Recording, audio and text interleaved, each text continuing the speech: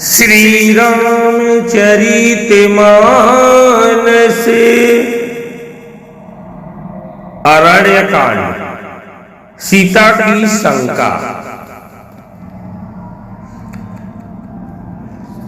मार्ग में सीता ने रामचंद्र से कहा, आर्यपुत्र, यद्यपि आप महान पुरुष हैं, किंतु सूक्ष्म रूप से विचार करने पर मुझे प्रतीत होता है कि अधर्म में प्रवृत्त हो हैं।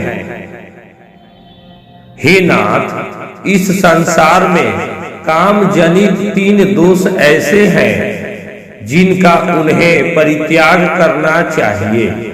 पहला काम जनित दोष है मिथ्या भाषण, जो आपने न तो कभी किया है और न ही कभी करेंगे।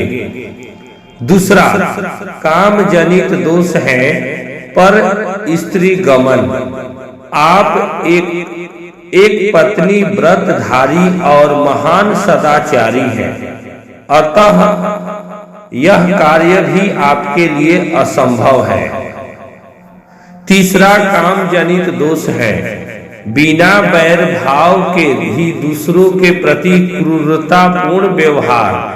यह तीसरा दोष अर्थात क्रूरतापूर्ण व्यवहार ही आपके समक्ष उपस्थित है और आप इसे करने जा रहे हैं। आपने इन तपस्वियों के समक्ष राक्षसों को समूल नष्ट कर डालने की जो प्रतिज्ञा की है, उसी में मुझे दोष दृष्टिगत हो रहा है।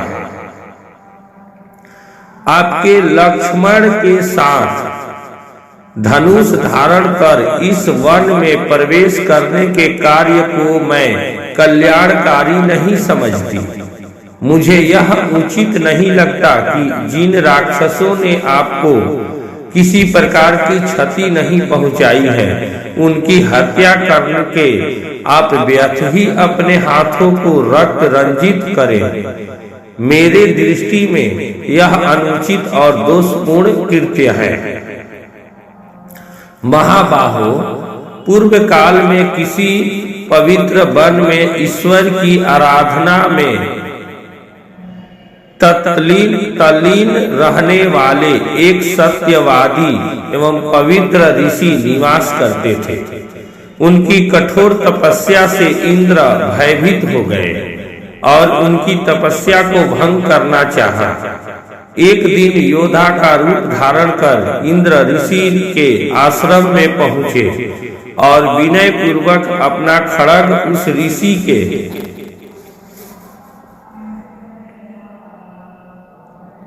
पास धरोहर के रूप में रख दिया। ऋषि ने उस खड्ग को लेकर अपनी कमर में बांध लिया, जिससे वह खो न जाए।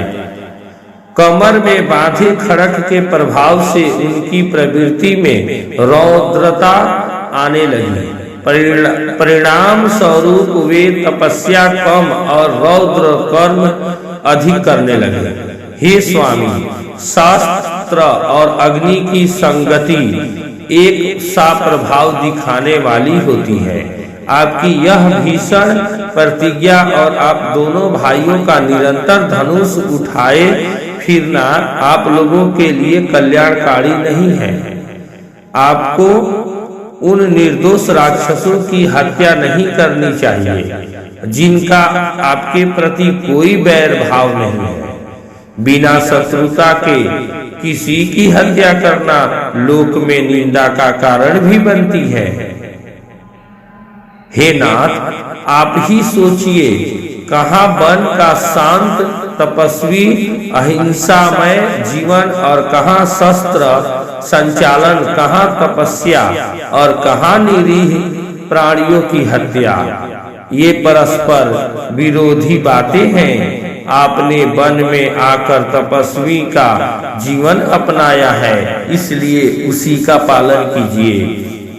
सनातन नियम यही है कि बुद्धिमान लोग कष्ट सहकर भी अपने धर्म की साधना करते हैं।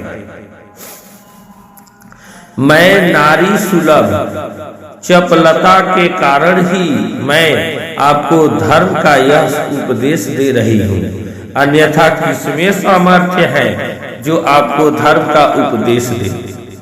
सीता के वचनों को सुनकर राम बोले, सीते, जो कुछ तुमने कहा है वह सर्वथा उचित है। मेरे कल्याण की दृष्टि से ही तुमने यह बात कही है, किंतु हम लोगों के धनुष धारण करने का एकमात्र प्रयोजन आर्यों की रक्षा करना है। यहाँ निवास करने वाले ऋषि मुनि और तपस्वी राक्षसों के कारण अत्यंत दुखी हैं। वे उनसे अपनी रक्षा चाहते हैं और इसके लिए उन्होंने शरणागत होकर मुझसे प्रार्थना की है। उनकी रक्षा के लिए ही मैंने प्रतिज्ञा भी की है। क्षत्रिय का धर्म ही असहाय और दुखियों की रक्षा करना है। ऋषि मुनि और ब्राह्मणों की सेवा तो मेरा कर्तव्य है। फिर मैं तो उन्हें वचन भी दे चुका हूँ। क्या तुम्हारे विचार से यह उचित है कि मैं उस प्रतिज्ञा को भंग कर दूं? तुम यह कदापि नहीं चाहोगी कि मैं प्रतिज्ञा भंग करके झूठा कहलाऊं, क्योंकि तुम जानती हो कि सत्य मुझे प्राणों से भी प्रिय है और अपनी प्रतिज्ञा का पालन करने के लिए तुम्हारा और लक्ष्मण का परित्याग भी कर सकता हूँ। मैं अपने प्राण का त्याग कर सकता हूँ, किंतु अपनी प्रतिज्ञा को मिथ्या सिद्ध नहीं होने दे सकता। फिर भी जो कुछ तुमने कहा उससे मैं बहुत प्रसन्न हूँ। इसके पश्चात उन लोगों ने अगस्त मुनि के दर्शन के लिए प्रस्थान किया, किंतु उन्हें उनके आश्रम का पता नहीं चल पाया। अनेक ऋषि मुनियों के दर्शन करते तथा वनों में भ्रमण करते हुए 10 वर्ष व्यतीत हो गए। इस अवधि में उन्होंने अलग अलग स्थानों में एक दो वर्ष तक कुटिया बनाकर निवास किया। साथ ही साथ अगस्त मुनि के आश्रम की भी खोज करते रहे, परंतु अनेक प्रयत्न करने पर भी उनका आश्रम न पा सके। अंततः वे पुनः सुतीक्षण मुनि के आश्रम में आए और बोले, हे महर्षि, मैं विगत 10 वर्ष से वन में भटक कर महर्षि अगस्त के आश्रम की खोज कर रहा हूँ, किंतु अभी तक उनके दर्शनों का लाभ प्राप्त नहीं कर सका हूँ। उनके दर्शनों की मुझे तीव्र लालसा है, इसलिए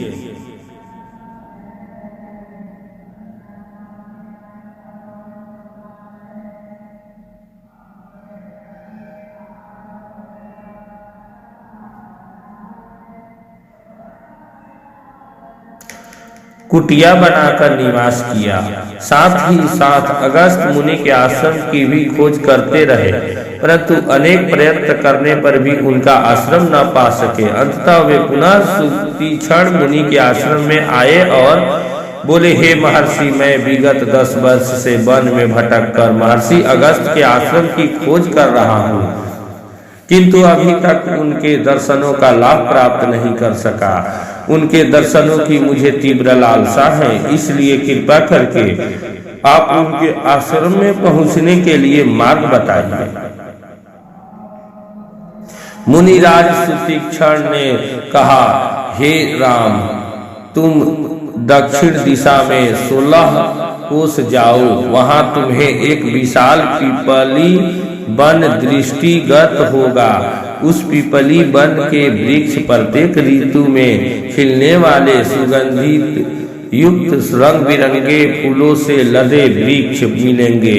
उन पर नाना प्रकार की बोलियों में कलरव करते हुए असंख्य पक्षी होंगे। अनेक प्रकार के हंसों, बकों, कारंडों आदि से युक्त सरोवर भी दिखाई देंगे। उसी वन में महात्मा अगस्त के भाई का आश्रम है, जो वहाँ ईश्वर साधना में तल्लीन रहते हैं। कुछ दिन उनके आश्रम में रहकर विश्राम करें। जब तुम्हारी मार्ग की क्लांति मिट जाए तो वहाँ से दक्षिण दिशा की ओर वन के किनारे चलना। वहाँ से 4 कोस की दूरी पर महर्षि अगस्त का शांत मनोरम आश्रम है, जिसके दर्शन मात्र से अद्वितीय शांति मिलती है। श्री रामचंद्र भगवान की जय। जय श्री राम, जय श्री राम, जय श्री राम।